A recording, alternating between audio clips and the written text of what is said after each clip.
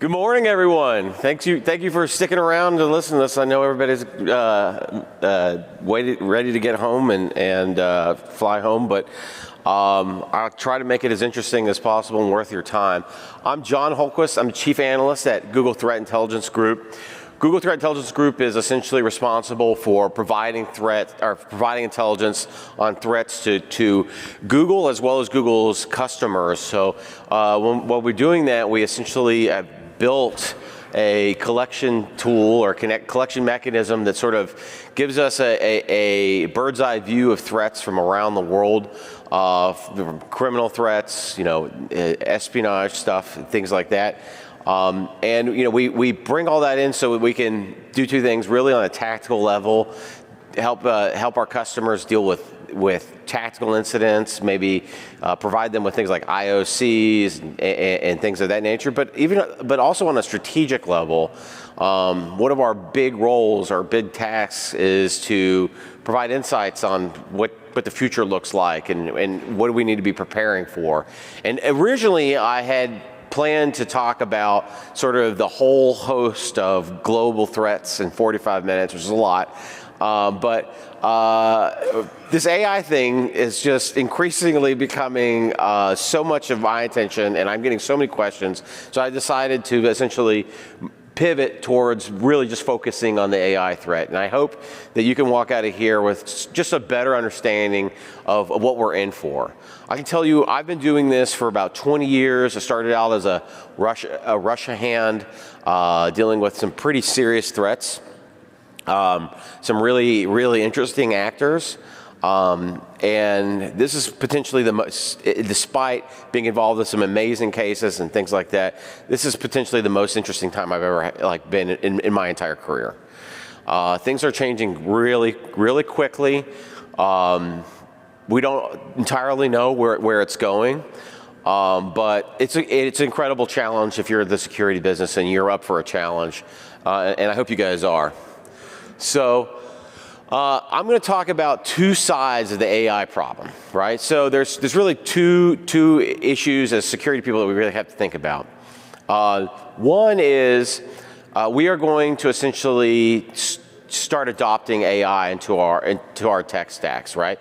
AI is non-deterministic. It doesn't operate the same way as a lot of our other tools and IT infrastructure operates. It's very different, and that means we're going to have to secure it in a very different way. We're going to have to be creative. We're going to have to come up with a lot of brand new solutions.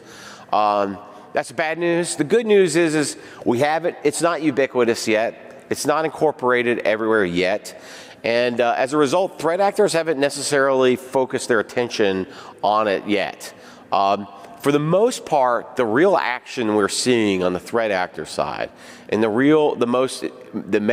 gravest concerns we have are around adversarial use of AI. And what I mean by that is they are leveraging AI to do the things they already did better than ever, right? This is like, in your organization, I'm sure you've got a lot of conversations about just use AI and the things that you've already done. Just find some tasks that you're already doing and try to incorporate AI into it. That's exactly what they're doing right now, and they're really experimenting with it. So, what are the sort of impacts we can expect from these actors? We really see three major buckets when it comes to AI impacts on threat activity. The first one is scale.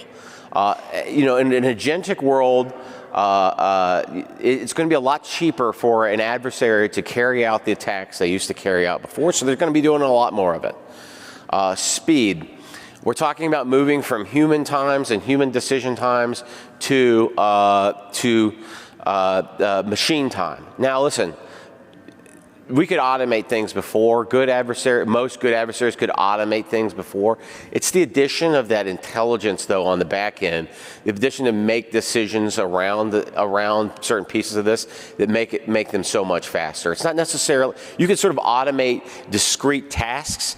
It's the intelligence to sort of pull separate these discrete tasks in together and orchestrate rather than sort of automate. And that's the real speed advantage. And the last thing is sophistication. On the high end, we're worried about the very best threat actors doing the things that the really complex attacks much better than before. I'm sure you guys have all heard of Mythos. There are almost certainly Mythos-like programs under development or vulnerability discovery to the programs under development by the most aggressive and I would say the most sophisticated actors. On the lower end, though, AI is a huge benefit to the least sophisticated actors, right? You know what's really interesting about Mythos, and we're going to talk about it later, is that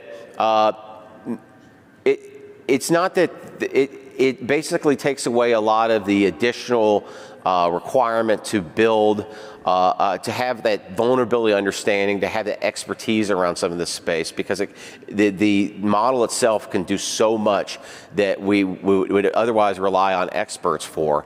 And so we're concerned at the sort of top level, but we're concerned at the lower level. There are these less sophisticated actors that are getting all kinds of benefits out of AI. I can say that, I've vibe coded, right, and I'm doing things with AI that are way out of my sophistication level already. That's going to play out the same way. So let me dig into scale. So what are the effects of a scaled up actor? Listen, if you do nothing, right, if you change nothing and you decide, I'm just going to forget that this AI thing is going on, I think that one day you're going to wake up in a world where you just have more alerts, more incidents. There's just going to be a ton more threat activity, right? And I think that's the simplest way to think about this. We know that our teams are already exhausted. We know that our tools are already pushing the limits. And we're going, when an adversary can cheaply scale up their operations, that problem is going to become more dire. But there are other scale-related problems that we're concerned about. Persistence. Persistence is a question of scale, right? I would love, any threat actor would love to wait until you screw up, right? And wait until you've messed up and then take advantage of that. But that takes energy, time, resources, whatever you want to call it, to make sure that you do, to be there when you do, right? I think about the concept of, in a bad neighborhood, somebody who walks around and checks doorknobs and car doors or whatever, for that moment when somebody leaves something unlocked, right? In an arena where threat actors can scale up their operations, they are going to be more likely to be there when you make a mistake, when you leave something misconfigured or unlocked, or you do not update something, right? They're going to be able to persist against a target until they screw up. That's a major concern of ours. Now, they could do that before with some of that before with automation. It's the orchestration that I really worry about. It's not just maybe finding that mistake you made, but taking advantage of it instantaneously. Yes, sir. Is it advanced evasion a concern that should be on this slide as well? Say that again. So evasion, where AI automatically evades, tends to remove it from a persistent state inside the networks. Yeah, well, yeah. I mean, so they can evade, absolutely evade us with the advantage of, I think, with speed especially, right? They can move through the network more rapidly. They can move through the network more intelligently. I'll tell you though, and we'll get into speed in a second. Speed can be somewhat of a liability, and the orchestration can be somewhat of a liability if you are really trying to stay low and slow, because. If you rattle too many cages or try too many things, we're going to notice you, right? And so it's a little weird. We're not sure how they're going to use it yet. And I got an example for you on that too. The other thing that's sort of related to this is signature bypass, right? If signatures are a cornerstone of cybersecurity, right? An actor reuses something or redoes something multiple times, and we recognize that. Right? And then we go looking for it, right? Well, the very best actors I know are constantly making a risk management decision on whether or not they're going to reuse something, right? And that's malware, IP addresses, domains, you name it. They're thinking about their operational security. The Western actors, the ones that we catch though, they still reuse malware. And why would they ever reuse malware? They have tons of resources. Well, it's expensive to rewrite malware every time, right? But in a world where it's much less costly to rewrite malware to beat these signatures, you can bet that our signatures are going to be less. It's going to be more difficult to signature against an adversary. So what does this sort of orchestration stuff look to? About a year and a half ago, maybe even 2 years ago, we started seeing adversaries in Gemini getting into the midst of intrusions and asking for help. They were basically, here are the conditions of where I am in the midst of this intrusion. How can you help me? How can I get to the next step? And to us, that suggested immediately that somebody was that you could essentially create and agentically move through the network, right? Because the only thing you were really missing was the ability to act, the AI's ability to act on that knowledge. And sure enough, we've seen some Chinese operators doing that. What's interesting, though, is that they actually had, when we saw them, they actually put in breakpoints for human decision making, right? It would suggest to us that they're not entirely ready yet to completely free the agent to move through the network, right? And why would you do that if you are a espionage actor? Well, you could be a lot of repercussions for getting caught. For instance, there could be political repercussions, and you may want to manage that. We suspect that there's some actors, though, that are not as concerned about getting caught, and I'll get into that in a second. What does some of this look like? I've seen a lot of actors try to use this tool called Hexstrike MCP. A Chinese actor called APT31. I was just in a conversation with a client about them yesterday. A major actor. We can see them experimenting with Hexstrike. It's almost too easy now for somebody to take an agent and tie it to this agentic framework, which gives them access to the full suite of hacker tools.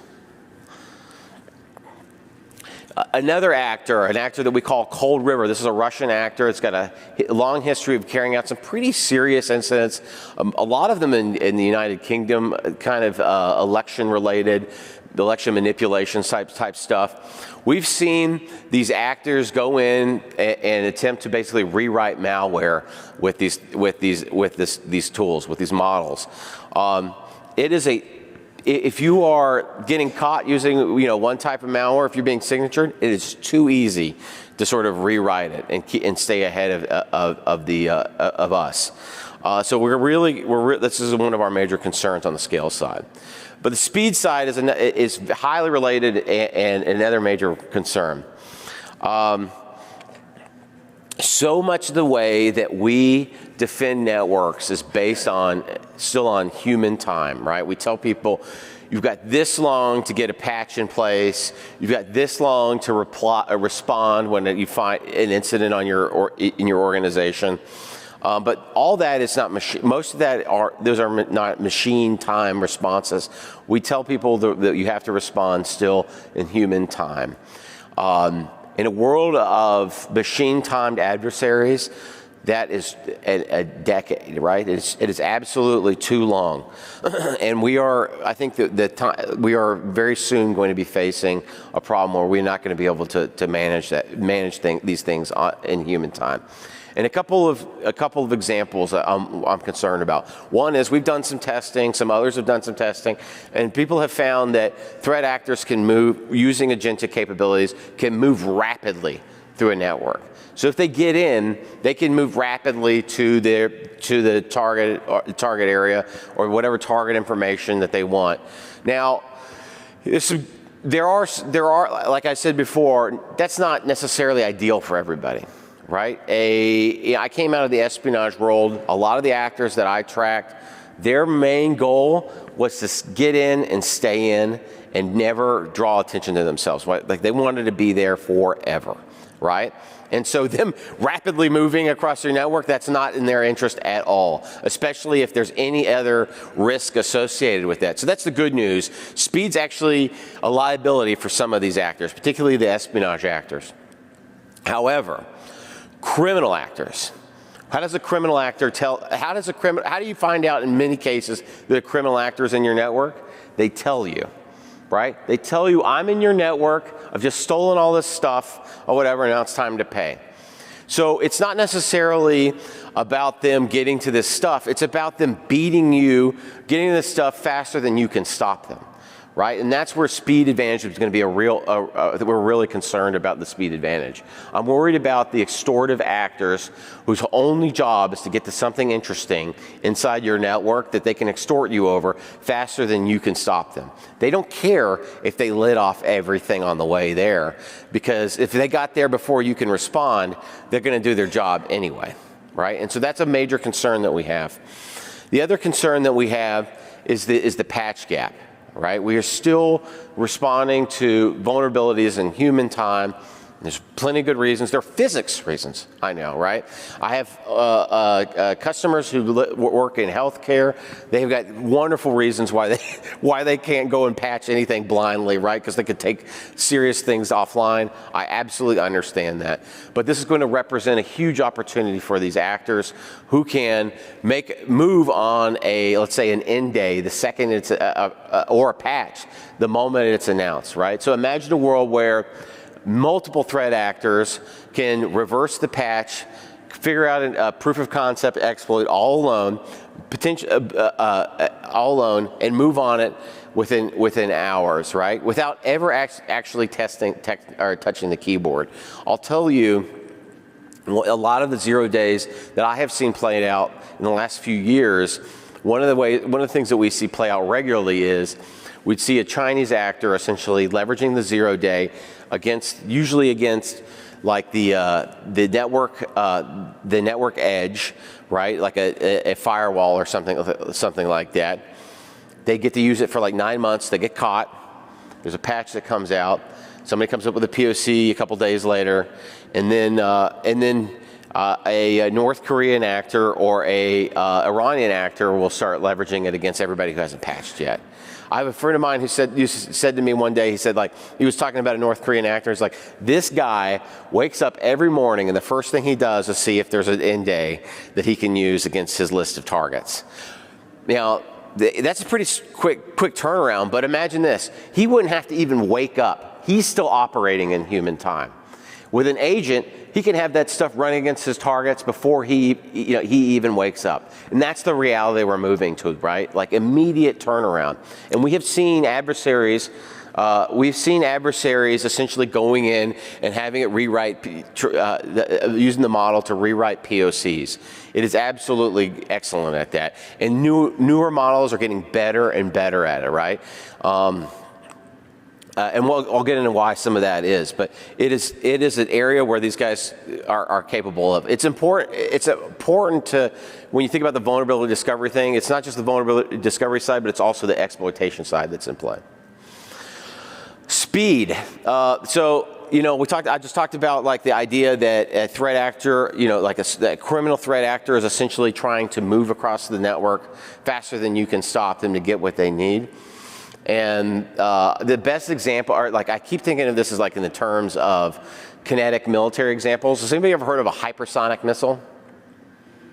Yeah, hypersonic missiles, the idea is that it's so fast that you essentially do not have the ability to respond to it, right? It's just too fast to do that. And there are some actors who carry out operations that I kind of think of as like hypersonic operations. And the best example is Fin11 CLOP. What this actor does is they basically find a 0 day in the file transfer appliance software that sits on the edge of a lot of networks, and people have a lot of interesting stuff like there. And what they do is they hit everything at once. So a lot of times you have a 0 day, somebody will hit one network, and then they'll hit another network, and they'll hit another network, right? And then eventually one of those targets will tell the world that you gotta plug this gap or whatever, you're all gonna get in trouble, right? What is so interesting about Fin11 is they hit all the targets at once with one 0 day, and nobody has a chance to respond. There's this huge speed advantage when it comes to cybercrime. If we can operate faster than you can respond, you can be extremely successful. And that's one thing that we're really worried about, the speed advantage. And last, sophistication. So I promised you guys that I would get into some of the mythos related stuff. We were actually talking about this before, and believe it or not, this is a slide about this problem that doesn't include Mythos. I just wanted to prove to you guys. I could have put Mythos in here, but I wanted to prove to you guys that we didn't just start thinking about this yesterday, right? This is an existing issue. We've been really concerned about it. It is changing, but it's not brand new. Vulnerability discovery is a clear, very clear use case for this technology. It's excellent at it. It's already happening, and I'll give you some examples of that. But it's not the only area where we can see threat actors sort of deriving sophistication benefits.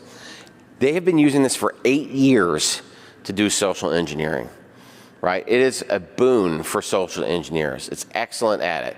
You think about if you were like an actor, like let's say an actor in Pyongyang, and your job is to convince people all day that you are from Northern California or something like that. Do you have any idea what a lift that is? Right? And don't underestimate social engineering as a way in.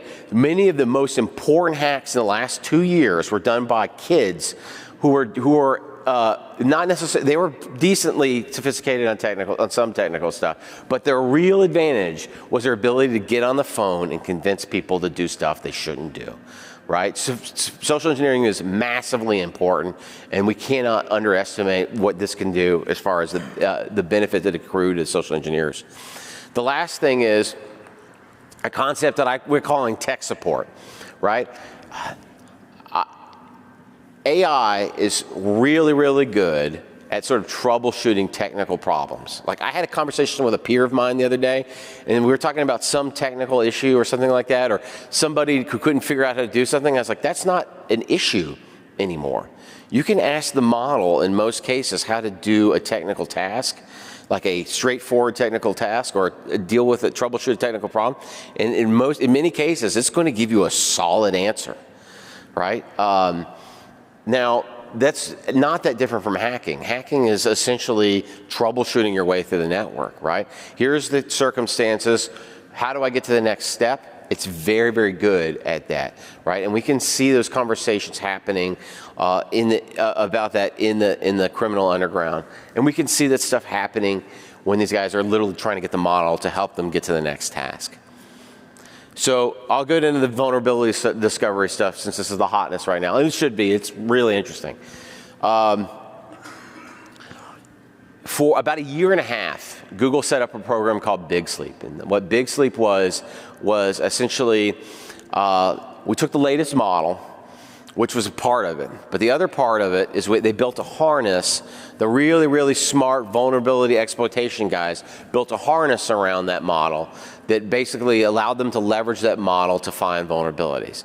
And this was 1.5 years ago. They found dozens and dozens of these things already, right? And we were basically using them in the open source space to find vulnerabilities in open source software.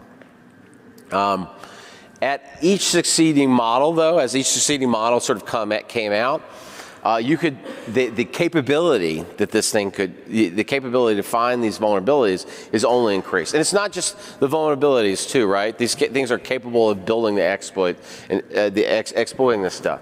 What's so important or remarkable, so we're already doing this. What's so remarkable about Mythos, though, is you don't need the harness anymore. You don't necessarily need to build something around the model based on like expert knowledge of vulnerabilities and exploits. The model itself can do the work, right? And so it's not that we've not seen this before. We already knew this was happening. We were already working on it. What's changed is almost anybody now can ask the model for help on these things. Right? It's a proliferation, a lower sophistication proliferation event.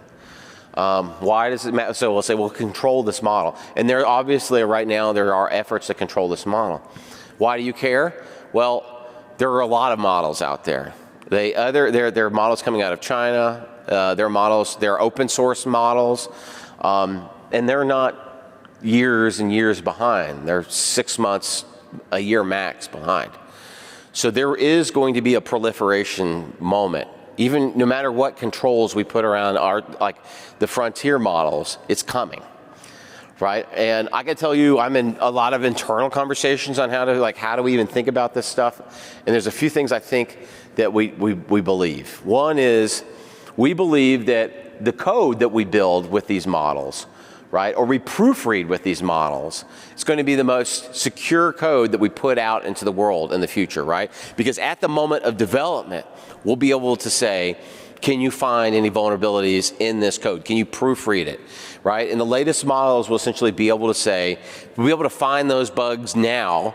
And so when we actually release it into the world, it'll be the most secure code in the world.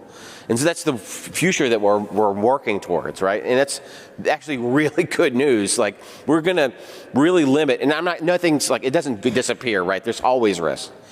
But we're gonna really limit the ability of sort of adversaries to take advantage of some of these vulnerabilities, right? So that's the future.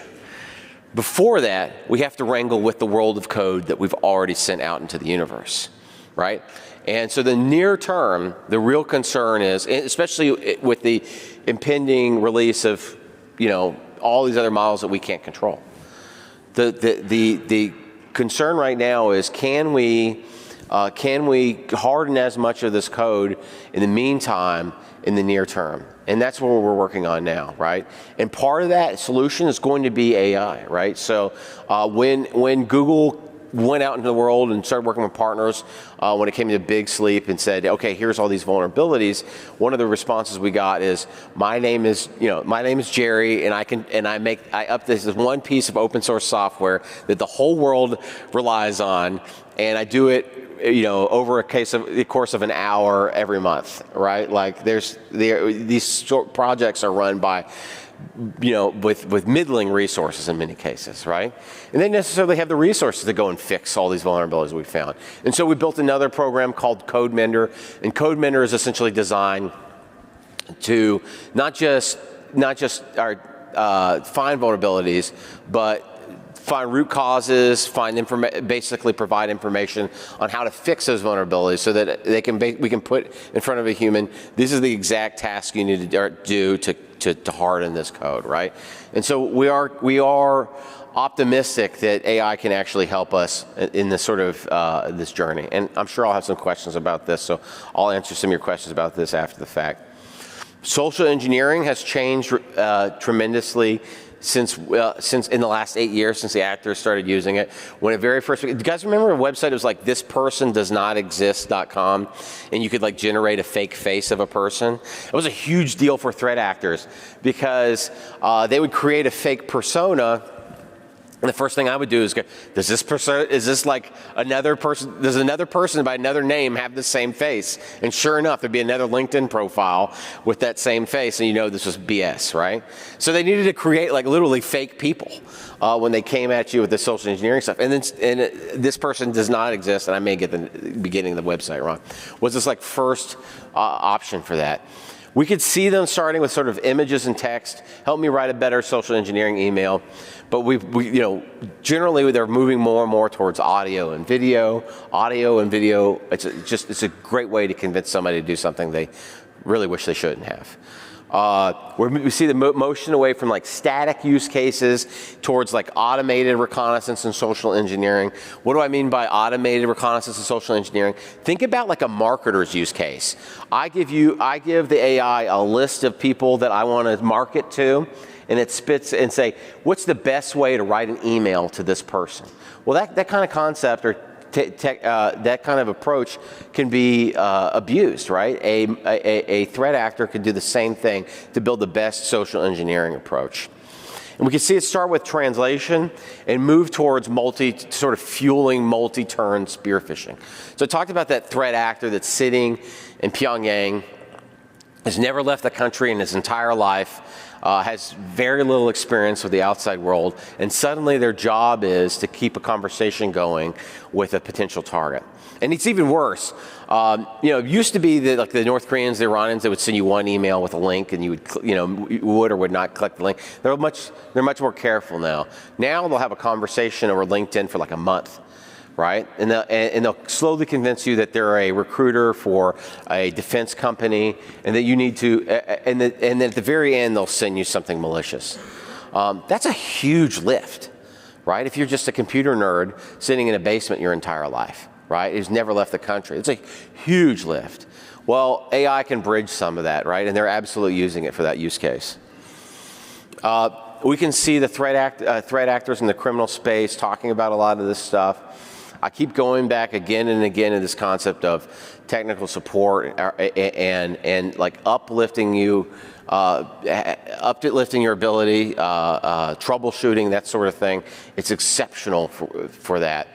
I tell the story a lot, but I started vibe coding at home, and I think vibe coding was amazing.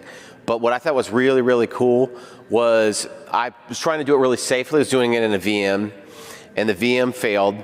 And I couldn't figure out why it was failing, and I was losing, I was about to rage quit, I was losing my mind.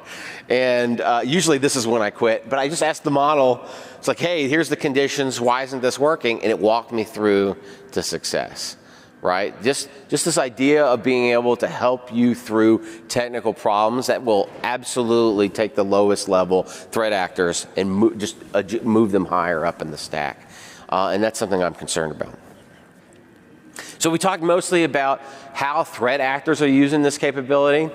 There's the other side, right? We are going to be using more AI. It is a different type of technology. It's going to be challenging. How are threat actors going to target AI systems?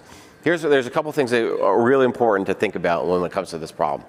One is there's a lot of talk about what that's going to look like. Most of that talk is based on what we call in my business stunt hacking. That means somebody creates perfect conditions, right, and then proves that you can do something really, really cool, right? That's like the stuff that sometimes you see at DEF CON talks, right? There has always been a disparity between what researchers prove is possible and what threat actors actually do. Usually it comes down to, is it worth my time to do all this stunt hacking? Yeah, this was amazing. It's really, really cool. But I don't have that kind of time and resources to do that. I don't have any interest in doing that. There's no money associated with that. One of the reasons we haven't seen a lot of this yet is there's not enough money associated with it. Yeah, there will be, but not yet. But there's a couple things I want to talk about, when it comes to the changing attack surface. The first one and the biggest one, I think, is the concept of prompt injections, right? This is essentially convincing the model to do something it wasn't supposed to do. And I've been looking at this for a while and thinking about this for a while. I got to tell you, that the best corollary I think that we already deal with right now is the concept here is the concept of social engineering. You have to, I think if you really want to think about how to consider the model in your ecosystem and how to think about AI in your ecosystem, I think the best way to think about it, because it's non-deterministic, because it doesn't respond like code, is to think about it like a human, right? It operates differently than deterministic systems. It can be convinced to do things it shouldn't necessarily do. And I think prompt injection is a really good example of that. The way how do we secure non-deterministic systems? I've been thinking about this a lot, and I think the best example I have is I have a military background, right? And routinely in the military, I was like 17 years old, and they gave me access to missiles and high explosives and you name it, right? And how do they do that? Well, they have a tremendous amount of controls built in, right, to make sure that I was doing the right things, right? And I didn't just get those things, right? You can't just wake up and go grab a missile, right? There's a tremendous amount of controls, and if you're not the missile guy, you're not getting it anyway, right? So role-based security controls, principles of least privileges, the same ways you secure humans, that's the way we're going to secure agents in space, right? We're really going to have to think about it from that same perspective. But the other thing is supervision. Right? They didn't just let me do whatever I wanted by myself. I had multiple levels of supervision. Some of the controls that we're building for models right now are built on the exact same principle. One of them is use agents as supervision for other agents. I'll skip that just so we have more time. One more thing I want to point out, though, that's really interesting, though, is who here has heard of OpenClaw? I imagine most of you guys are security people. Were you terrified when you found out that everybody was giving OpenClaw access to their entire lives? Like, over a weekend, I mean, listen, OpenClaw is amazing, but I'm like, it was like watching a slow car wreck or something. Like, it was terrifying watching all these people overnight just start giving it access to their entire lives.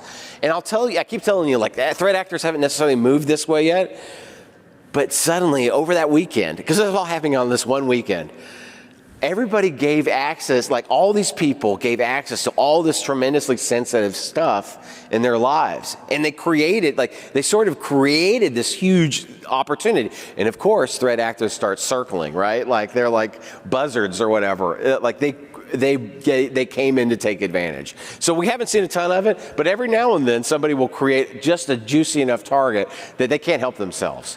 And how does that play out? And I think, it was a really good microcosm, I think, for the future. Like, this is what we're going to see in the future. And what we saw was they're really going for the supply chain. The skills supply chain represented the best place, right? Because skills have all these ways to essentially inject malicious capability into the downstream target. And there was suddenly, I think, the top. Within a week, the top in the skills marketplace, the top skill was absolutely malicious, right? Many of the most popular ones are basically using that. So the supply chain, this AI supply chain, is going to be taken advantage of. Also, I don't mean to we are going to have, one of the things as security people we're going to be dealing with is just, AI is kind of a miracle, right? And people are excited about it. But we are going to just have to deal with the concept of people doing things that they don't know better to or whatever, and giving it access to their lives and our organizations at the same time, right? And I think that's a major concern I have.